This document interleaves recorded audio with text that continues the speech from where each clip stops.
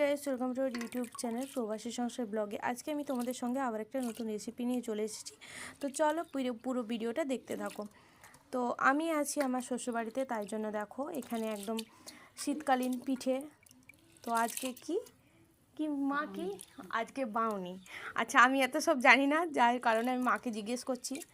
তো আজকে বাউনির জন্য এই যে মা সকাল থেকে একদম চাল ভিজিয়ে রেখে দিয়েছিল, খুব সুন্দরভাবে একদম ফুলে উঠেছে চাল। এগুলো মিক্সিতে বেটে আজকে পিঠে হবে। আজকে মা বানাবে এসকা পিঠে, তো আর সরু চাকলি। তো চলো পুরো ভিডিওটা দেখতে থাকো স্কিপ না করে। এগুলোকে আমি মিক্সিতে পেস্ট করব, যার জন্য দেখো মিক্সিতে আমি নিয়েছি প্রথমে কিছুটা গরম জল, এরপরে দিয়ে দেব চালগুলোকে। এগুলো হচ্ছে এক সিদ্ধ চাল। তো আমি এত জানি না, মা পাশ থেকে বলে দিচ্ছে, আমি বলে দিচ্ছি আর কি। আচ্ছা মা, আপনি জোরে বলে দিন। স্বর্ণ চাল এক সিদ্ধ। আর দেবো, এখানে পেস্ট করে নেব। দেখতে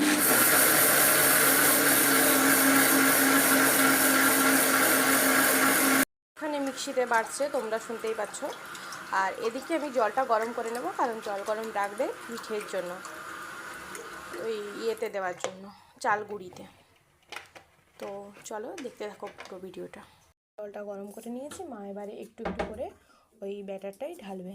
অনেকটা হয়ে গেছে, কিন্তু এখনও অনেকটা পেস্ট করতে হবে। যে দেখো চাল গুঁড়ো গুঁড়ো রয়ে গেছে, তার জন্য জলটা দিতে হবে।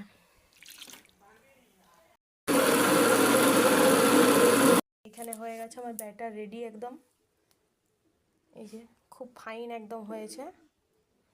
তো এটা মা এবারে ঢেলে নেবে। তো এখানে মা ঢেলে নিচ্ছে।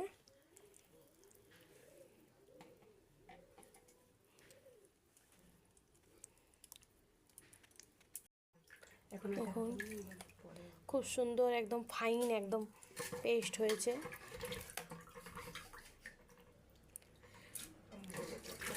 এই চালগুলো ছিল মা এখানে পেস্ট করে নিচ্ছে, একদম পেস্ট রেডি। তো আজকে হবে দু রকম পিঠে, একটা হবে এসকা পিঠে আর একটা হবে সরু চাকলি। তো তোমরা পুরো ভিডিওটা দেখতে থাকো। এখন তো মা করবে না, কারণ এখন খাওয়া দাওয়া হয়নি, খাওয়া দাওয়া হোক, বিকেলে করা হবে। তো চলো পুরো ভিডিওটা দেখতে থাকো। আমার ব্যাটার সব রেডি হয়ে গেছে। এরপরে আমি নারকেলটা ছাড়িয়ে নেব, নারকেলটা পিঠেতে দেওয়ার জন্য। তোমরা পুরো ভিডিওটা দেখতে থাকো।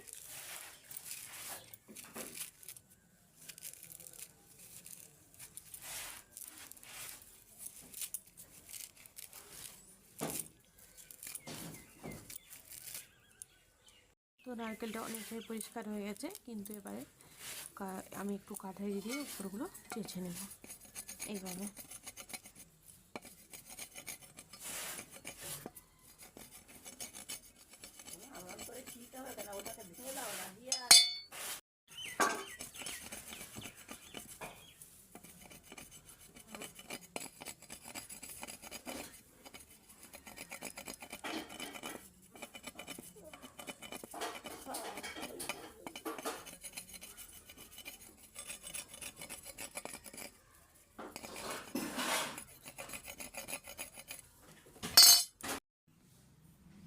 তো দেখো এখানে আমি নারকেলটা মোটামুটি কিছুটা ছাড়িয়ে নিয়েছি।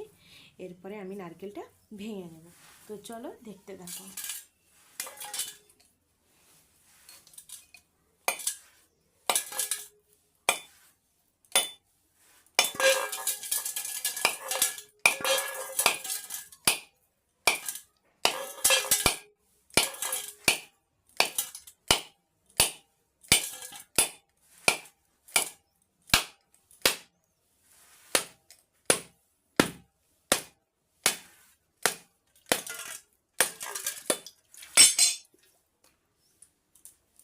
দেখো নারকেলটা আমি মোটামুটি ভেঙে ফেলেছি।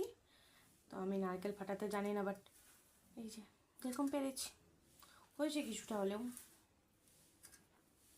তো এবারে নারকেলটা আমি ছিঁচে নেব। আমি কিছুটা নারকেল ছাড়িয়ে নিচ্ছি। এখনও এই মালাটা আছে, এখন এই মালাটা ছাড়িয়ে নিতে হবে।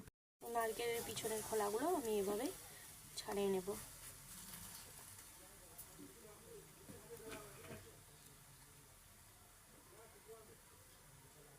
তাহলে খাওয়ার সময় খুব খেতে বাজে লাগে, যার কারণে আমি এখানে ছাড়িয়ে নিচ্ছি।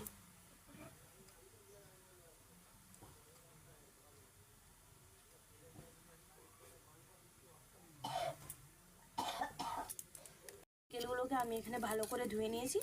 এবারে আমি শিলে একটু ছেঁচে নেব। একটু একটু করে নারকেল দিচ্ছি, নারকেলগুলোকে এবারে ছিঁচে নেব।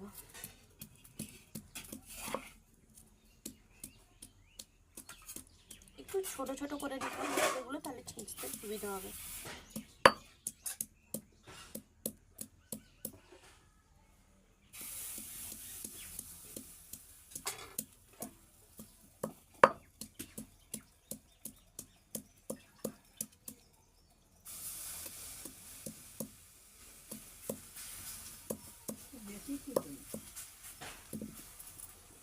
এখানে নারকেলগুলো আমি কুচি করে নিয়েছি, এবারে গলনাতে আমি দিয়ে দেবো।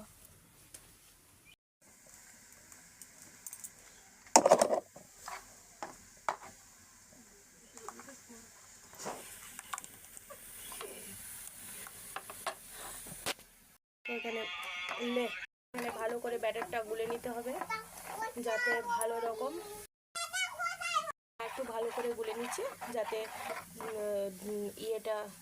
মা এখানে ভালো করে গুলে নিচ্ছে যাতে পিঠেটা ভালোভাবে ওঠে। তার জন্য একটু ভালো করে নেড়ে নিতে হবে। একটু গুলে নিচ্ছে, আর একটু গরম জল দিতে হবে। কলাতে একটু তেল দিয়ে দিচ্ছে যাতে পিঠেটা ভালোভাবে ওঠে। এরপরে একটু জল দিয়ে ন্যাকড়া দিয়ে একটু মুছে দিয়েছে। এরপরে দিয়ে দিচ্ছে ওই ব্যাটারটা, পিঠের ব্যাটারটা। তো এরপরে এর উপরে ছড়াটা ঢাকা দিয়ে দিল।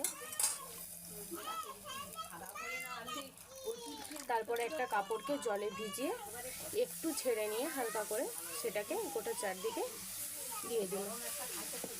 কিছুক্ষণ ঢাকা দিয়ে রাখার পর আবার একবার তুলে দিতে হবে। তুলে নিয়েছে ওই ভেজানো কাপড়টা, দেখুন কি সুন্দর ফুলে উঠেছে।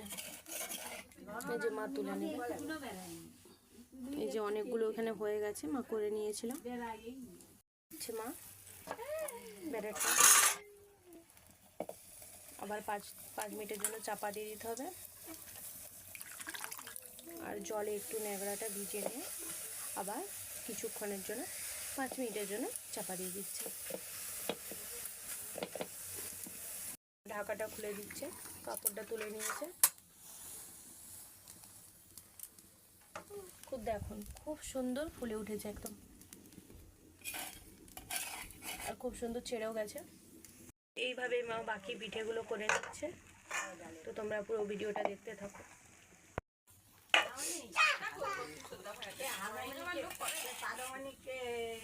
যে সব পিঠে একদম রেডি হয়ে গেছে, আর দেখো খুব সুন্দর নরমও হয়েছে। তো এরকম আরও রেসিপি পেতে হলে আমার চ্যানেলটাকে সাবস্ক্রাইব করে দিও। লাইক কমেন্ট শেয়ার করতে একদমই ভুলবে না। বাই।